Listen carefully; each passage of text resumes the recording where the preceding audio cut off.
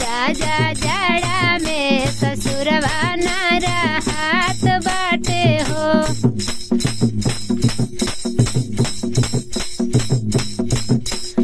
तोहरा मामी के बोली ना सुहात बाटे हो। तोहरा मामी के बोली ना सुहात बाटे हो। राजा जाड़ा में ससुरवा ना रहत बाटे हो। राजा जाड़ा में ससुरवा ना रहत बाटे हो।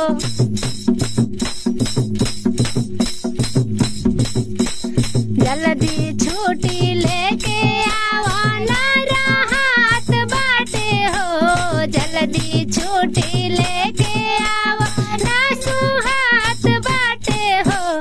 राजा